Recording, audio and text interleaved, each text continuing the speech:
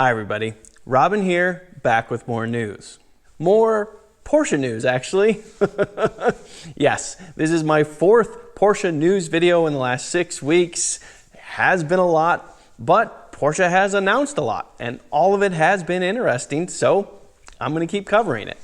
That being said, my next news video will be for a different brand, I do promise that. Anyway, late last year, Porsche revealed the new third generation Panamera and 3 trims, the 2024 base Panamera, the Panamera 4, as well as the Turbo E Hybrid, 2 standard and 1 hybrid trim.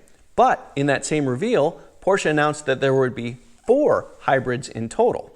Since then, Porsche did reveal 2 more hybrid trims, the 4E Hybrid and the 4S E Hybrid. Speaking of, a while ago, I did review the 2021 Porsche Panamera 4S E Hybrid, which was a new model at the time, and I liked it. I really liked it. I will have a link to that review in the description, and it should pop up on the screen right now. Anyway, Porsche said 4 hybrid trims for this latest Panamera, which brings us to today and these 2 new trims to talk about, including the 4th and final hybrid, the 2025 Porsche Panamera Turbo S E Hybrid. The second one, the distinctly non-hybrid Porsche Panamera GTS. The Turbo S E Hybrid first arrived on the 2nd generation Panamera for the 2018 model year, and I did get a chance to drive it. It was mega. I worked for Auto Week at the time, and if you're curious, I do have a link to that article in the description as well. Porsche then updated the Turbo S E Hybrid a few years later, stuffing in a bit more power, and now we get this new 3rd generation model with more power again. How much? For 2025, the Turbo S E Hybrid gets 771 horsepower and 737 pound-feet of torque. That is an increase of 81 horsepower and 96 pound-feet of torque compared to the outgoing Turbo S E Hybrid. Yeah, a lot.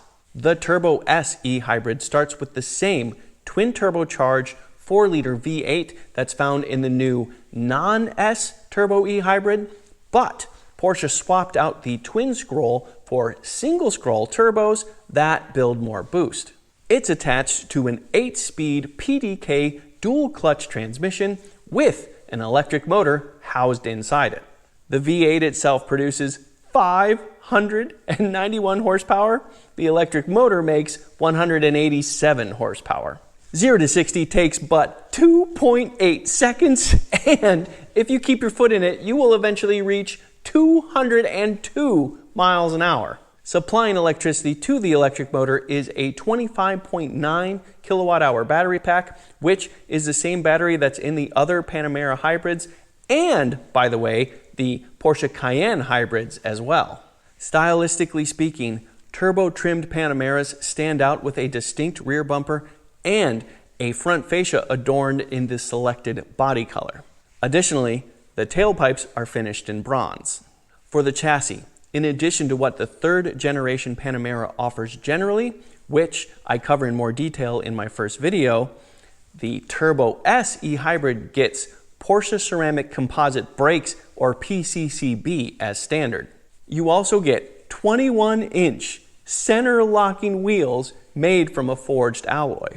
And if you want more performance similar to what Porsche used to reset the fastest executive class sedan with a combustion and hybrid engine Nordschleifer lap record, the brand will sell you an aero kit to go with the Panamera.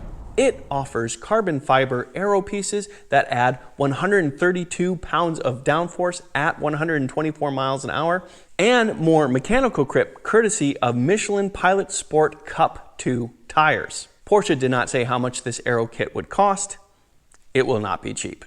The Turbo S E Hybrid also gets Porsche Active Ride suspension as standard, which uses a 400-volt powered hydraulic pump to counteract natural chassis movements for an extremely flat body, even when hustling through corners or slamming on the gas or brakes. That's of course in addition to things like rear axle steering. In summary, tons of technology produces tons of performance. The Panamera GTS, on the other hand, is distinctly old school. Its engine is also a twin turbocharged 4-liter V8, but in the GTS it makes just 493 horsepower. The GTS will need 3.6 seconds to reach 60 miles an hour from rest, and if you keep your foot pegged to the firewall, you'll eventually reach 188 miles an hour. You will also ride 0.4 of an inch lower to the ground compared to the standard Panamera and get Porsche Torque Vectoring Plus as part of the package. Like all GTS badged Porsches, the Panamera GTS gets a lot of dark tint and black adorned throughout the exterior and interior.